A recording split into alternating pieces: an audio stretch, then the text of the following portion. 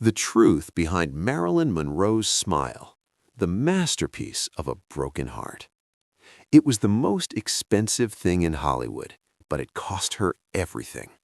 Marilyn Monroe's smile was a masterpiece, a brilliant, blinding 24-carat lie. To the world, it was an invitation. To her, it was a survival tactic. Today, we aren't looking at the beauty in the photographs. We are looking at the muscle memory of a woman who was drowning while the world cheered. This is the truth behind the most famous smile in history. She didn't just smile, she manufactured it.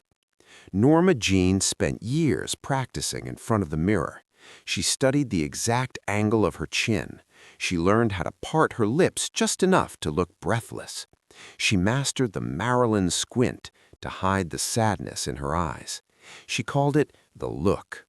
It wasn't an expression of joy. It was a suit of armor. She knew that as long as she was smiling, no one would ask her if she was okay.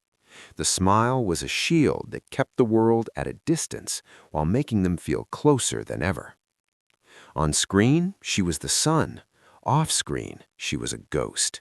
The cameras would click and the legend was born. But the moment the lights faded, the mask would crack. Her makeup artists often spoke of how she would sit in the chair, silent and hollow. Then the call for action would come. In a split second, the light would return to her face. It was an Olympic feat of emotional acting, but every time she switched it on, a little more of Norma Jeane died. She was selling a dream to people who didn't care about her nightmares.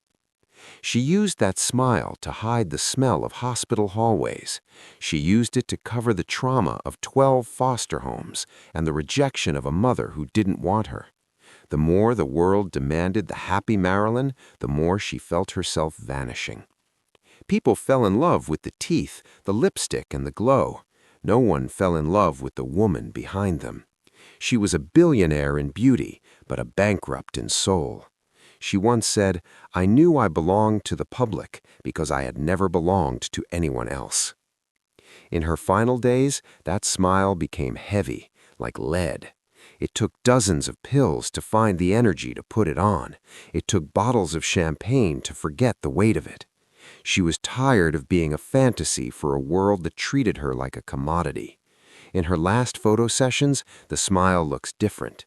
It's tighter, thinner. The eyes are no longer in on the joke.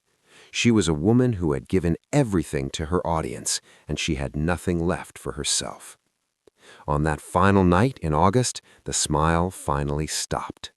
But what was the very last thing she saw before the lights went out for good?